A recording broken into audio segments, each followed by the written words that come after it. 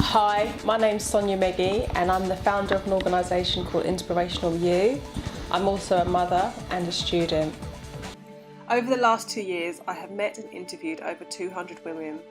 I've conducted surveys, I've used social media, I've asked for introductions, I've organised events, and I've interviewed women on a one-to-one basis to find out how they feel about the use of technology, their careers, and what they'd like to achieve next.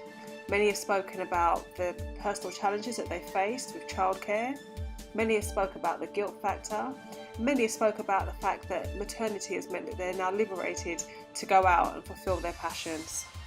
If anybody would like to get on Wi-Fi right now, let's get you all set up and fired up. So do ask questions, do take notes, and of course, just engage if possible. We're here for your benefit, not the other way around, okay?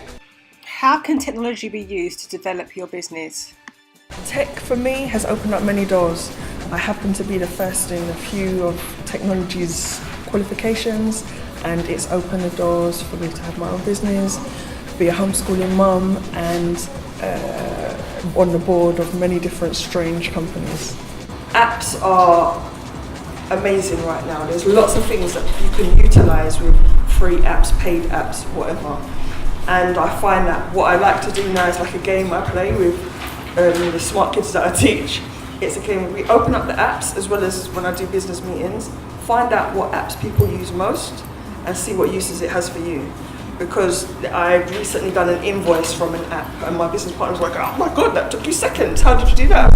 It's an app I downloaded. Technology has been fantastic for me because I teach online. I teach for University of the Arts, London, College of Fashion and Central St Martin's.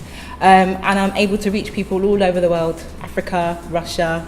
As a result of that, I'm now starting to set up my own online academy called Wilberforce Academy, which will help young people to look at business in technology and across the creative industries. The interesting thing about that is that I don't actually live here. I live in Ghana, West Africa, so tech has been fantastic for me because it allows me to teach overseas. It's allowed me to have it all. So I have a career, I have a family, I've got a husband, kids, and technology has basically allowed me to manage all of that.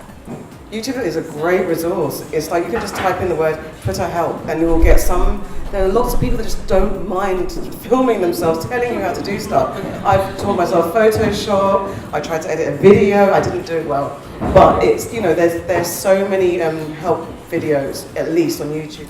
Tech has made things so much easier in my life. I can run both my businesses from anywhere in the world.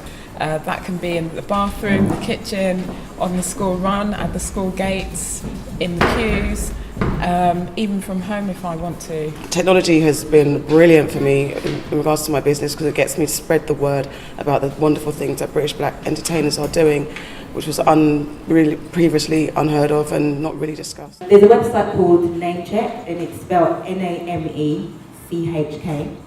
And what you can do with that particular website is you can go in and check and see whether your name's there or not, whether it's been taken by Facebook, Dig, Ning, Instagram, whatever. So that's one of the things that I would do. Technology is now available to facilitate people's dreams and goals. So if you're a woman who had always dreamed about having your own PR agency because you know you've got amazing relationships and you think you can use those relationships to help other people progress. In the past, that would have been a lot more difficult than it is now for simple reasons, such as social media platforms exist, things like LinkedIn exist. If it's an artist, things like SoundCloud. If it's a filmmaker, Behance. You know, there's something for everyone now. So technology is always moving really quickly, and it's about we have a responsibility as women to keep up to date, but it's not always easy to do that because you've only got so many hours in the day and you can't always be on top of everything. I wanted to find out what the key issues were that were affecting the career paths of women. So the flexible working is one. I think the lack of role models at the top. I think the promotions. You know, when you look at it, it's quite difficult. Well, women seem to struggle more with getting promoted. I think that comes into play as well. And I just think it's, you know, the stigma, I suppose, that's attached to being a woman in a corporate environment. It takes us longer to progress. As a mum, I like to be there to either do the drop-off or the pick-up, and I just feel that's something I have to do, and that just isn't possible in traditional roles and in traditional workplaces. So I felt that I had to start my own business. I had to start looking at what I could do outside of the confines of an organisation so that I could be that mum, that student, and that woman that can have it all to an extent. Personally, my biggest challenge with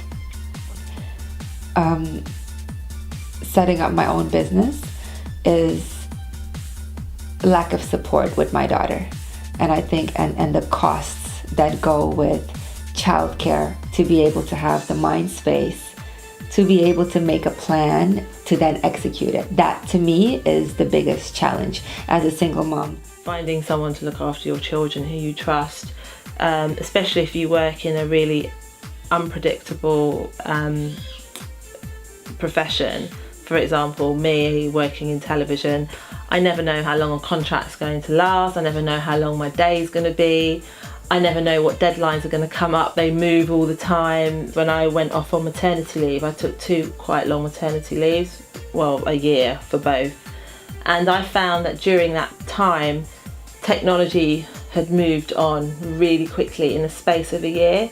So I left the industry for about 1.5 years, and by the time I went back, the cameras were different, the technology was different, and I just felt a bit like, my God, I just felt a bit out of my depth. And also social media had really come to the fore, and when I was, even though it was only a year, it wasn't as prolific, but when I went back in, I'd kind of been in a bit of a bubble for 1.5 years, bubble of breastfeeding and nappies and children's centres and baby groups, and you know, you don't talk about, you know, the latest technological advances when you're with your kids playing with other mums. You talk about how gorgeous they look in their new dress or whatever. So all those conversations that were happening around me surrounding technology and social media just totally passed me by.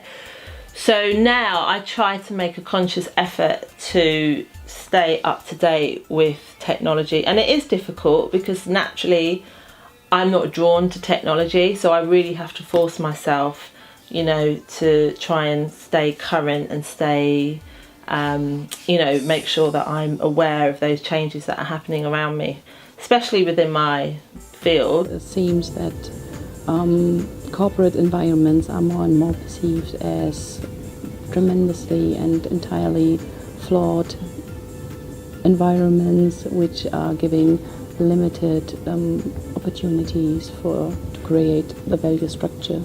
So you have women just being tired of long working days, facing limitations of work-life balance situations, less freedom, less flexibility, and also very rigid structures to progress or to climb up the corporate ladder.